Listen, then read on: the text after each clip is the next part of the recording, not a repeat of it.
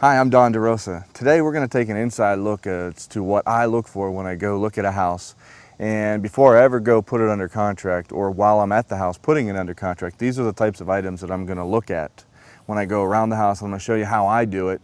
And it's going to be a very simple formula for you to be able to put a house under contract and then give it a basic once-over for repairs. So one of the things that we're going to start doing is we're going to start from the outside and then we're going to go on the inside. And when you look at what I do, you'll notice on this sheet of paper here that I put a T, and it's pretty basic. I put outside and inside, and then I draw a line down the center. Each one of these items that are on here you can pretty much use for any house that you have that you go into, and this is pretty typical of what it would look like for me. So let's take the first one, landscaping, and I'm going to briefly go down this, and then we're going to walk around the house and I'm going to show you what I mean, and then we're going to alter it a little bit, because I can walk in and put this on this sheet before I've ever been to the house and know 80% of the items that I'm going to fix or at least look at, and then once we get to the house we may add some other items to it. But for the most part, 80% of what we're going to look at, no matter if I've ever seen the house or not, is going to be on this sheet that I'm going to have to fix. Because I don't care what kind of rehab you do, most of it is cosmetic. And whether this house is a year old or whether it's 20 years old, you're still going to replace or repair most of these items to make it and bring it up to the standards that we want to sell it. The first thing that we're going to want to do is give the house some curb appeal. Before you ever really start rehabbing this thing, you got to look around and you got to say, okay, what can I do almost immediately to give the house curb appeal so that I can get some interest before I ever either buy it or start rehabbing it? One of the things is it has a very shabby grass. There's no grass, it's basically weeds and dirt. So one of the things we're going to come in here, we're going to go and we're going to have a company come in. You can do this yourself, or you can have a company come in and do it. We're going to have them come in and throw grass seed down, throw some hay down, scratch it up a little bit, and then water it in and get some grass growing. Because there is some grass here, so we can get some grass. The other thing, if you want to walk over here, let me show you these islands that they had put. This particular island, maybe at one time it looked nice, but you can see it's tattered and worn and tired. So rather than go and reorganize this, what we're going to do is we're going to basically spruce it up and we're going to remove this. We're just going to take this out and we're going to put pine straw around here and mound it up and make a pine straw island out of this. Very inexpensive to do. It looks great. It looks much better than this because this requires a lot of maintenance. When you pine straw something in, which is just a pine straw, you can get it at any hardware store, or any Lowe's, Home Depots. You just mound it up here, and very low maintenance. This stuff here you got to keep weeded and so on and so forth, so it's pretty basic. If you look around also, there's another island there in front of us, right here. This, similar, doesn't look bad, but it's not really what you want. You want it to pop with the least amount of money you can up front early on. Same thing with all these big trees that you see around the front. We're going to take and we're going to mound it up. We're going to mound pine straw up around them to give it a landscaped look. Now if you walk over to these two trees in the center here, you'll see again, at one time it probably looked really nice, but over the years it's gotten pretty ratty. And you can see there's no brick here, there's no pine straw, there's no bark, there's remnants of bark. So what we're going to do is we're actually going to take these bricks out and just form an island in here with pine straw.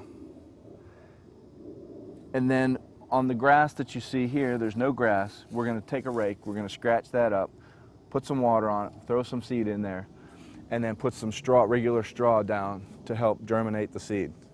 Same thing with all the other trees. We're going to just put some islands in there of pine straw, give it a nice look.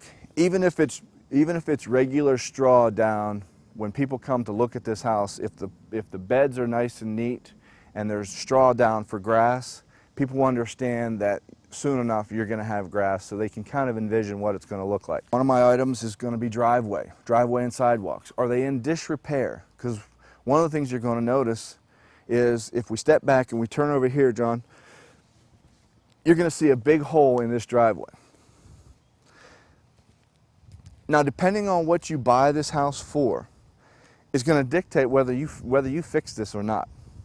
Now, it may be a hindering to sell this house, but you have to look at what you're doing with this house. Because I'm going to tell you, we bought this house, we took it over as a foreclosure, and I don't want to say we're really tight, but our budget we don't have a huge budget on this. Plus, you have to look at the neighborhood around you. This neighborhood is not one, it's a middle income neighborhood. The average income in this neighborhood is probably $30,000, $40,000 a year. So it's probably a middle income neighborhood. So you're not going to put $30,000 into this rehab because you'll never get it out. I'm going to show you a picture of a house that's probably the nicest house in this neighborhood, and that's something that you don't necessarily want either. You don't want to be the absolute nicest house in the neighborhood because you're never going to get the money out of it unless you can price that house with the rest of them. So with this, if you look at this, I'm probably not going to fix this because that's the type of neighborhood we're in. We don't have that kind of budget. Now, we have probably a $12,000 budget on this house. So when we go through this, I want you to keep in mind what those prices are. So let's take a look now at the front of the house. Some of the things that you will notice on this house is, number one, you got off to the right here, you've got a bird bath of some kind. That, once we put pine straw in there or grass in there, that's going to go away. We're going to get a dumpster and throw that away. If you scan the house and look at the roof, you can see that the roof is dirty. It looks like it needs replaced. The fact of the matter is, that roof's in good shape. That roof does not need to be replaced. There's no reason for you to put a $6,000, $7,000 roof on this thing, or a $5,000 roof on this thing. It just doesn't need it. Unless it's leaking on the inside, I would not do that. So what we're going to do, as the painters come in and we pressure wash this, we're going to put a solution on the roof that will actually, similar to an acid wash, without damaging the roof. We're going to scrub the roof, if you will. We're going to wash it off. Now, you don't want to take a high pressure washer to it because you'll damage the shingles. But you do want to take a low pressure solution and basically wash the roof off to get all the mold and mildew and dirt off of it. If you notice this big tree over here, when you step back from the street, if you look at the house, some of the branches are hindering the view of the home. So what we're going to do is we're going to prune some of those branches off. Doesn't take a lot of money. You don't need to go out and get a professional tree service company to do it. You just have to go out to get someone that can take a 30-foot extension ladder to chop a couple branches off. So you don't have to go out and spend a lot of money on tree pruning. But we will spend some money on landscaping on the front of this, because within the first week that we have this house, this will be a totally different house before we ever even paint it, because we're going to do the pine straw that we need to do, and then we're going to get the house painted. The other thing on my list as we go through here, we're going to look at siding.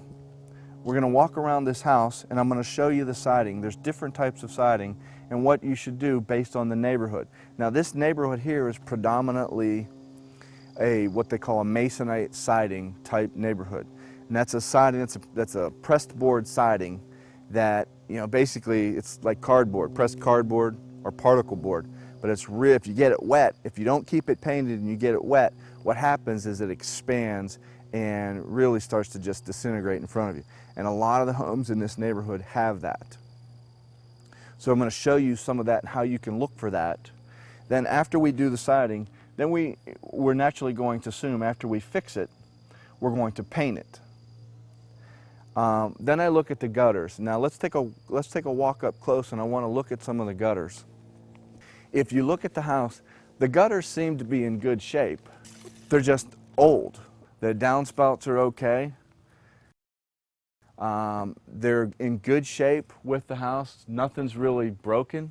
They're not leaking. It's just old and dirty. So what we're going to do is, as they pressure wash the house, we'll paint those gutters. Now if you look over here, I just noticed this. If you look up here, you're going to see this is where we had some, I'm not exactly sure whether it's carpenter bees that probably got in there and chewed that thing through. Yeah, it's probably, because you can see one that's over here. There's a hole right there. So that's basically what you've got. So in order to fix that, do I really need to take down this gutter and take this fascia board off? The answer to that question is no, because what we're going to do is we're going to take a very unique product that most people in the auto industry know as Bondo, and you can fix any car with Bondo.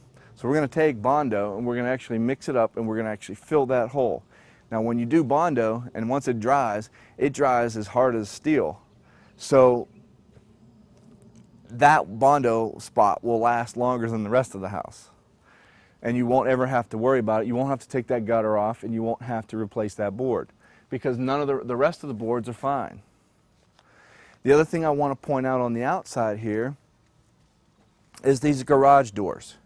Now, these garage doors, if you look at them, most people will say, well, these are in pretty good shape, Don. Why would you replace these?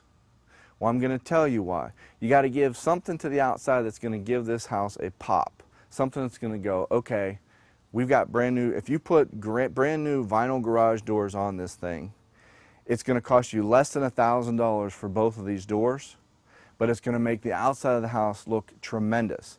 Now the other thing I'm going to do to this house is when we go to paint it, I'm not going to paint it back white. This house is going to turn to gray.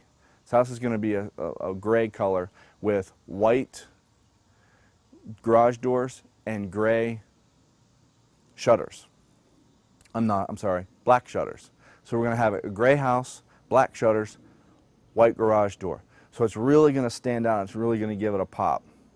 So let's take a walk around the side of the house and let's take a look at the rest of the house so we can see. Okay, now we've come to the front of the house near the bay window here. And you'll see that these trees right here are very overgrown. You can't really see the bay window. There's nothing really appealing about this. They're just overgrown messes. Now the problem is if I come in here and chop these things down low enough to give some depth to the house so you can see the dimensions of the house and make it more appealing, you're going to have sticks and twigs and these big things, branches that are never going to come back, or it's going to look really stupid. So what we're going to do is we're actually going to remove these. We're actually going to remove these and we're going to plant these with much lower growing plants so that you can get a good view of the house from the outside. The other thing I want to point out, and we mentioned this on the siding. Now we're going to look at the siding hopefully a little closer, but you can see right up underneath that window, it looks like the siding's cracked. Now there's two ways you can deal with this. And this is where it gets into how much money you have in for the rehab of the house. Now, being that this is masonite siding, obviously the best scenario for us in this case would be to replace it, to take all this masonite siding off and replace it with a hardy plank or some other kind of siding that's more durable. But when you do that, sometimes you're going to be faced in neighborhoods like this that you don't have that kind of room and that kind of luxury. And as long as you're not downgrading your house and keeping your house above or very much right at what the rest of the neighborhood is, you should be fine. Okay, so remember, you don't want to overprice your rehab to the point where you price yourself out of making money at this.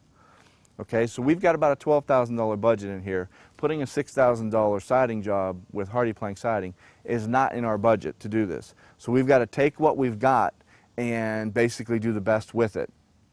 And as long as we get it just at market or slightly above as far as some of the things that we're going to do inside, you'll sell this thing with no problem, because let's face it, the rest of the neighborhood is very similar in siding. So if they're buying in this neighborhood, they're going to get one of these houses with masonite siding. So there's no sense you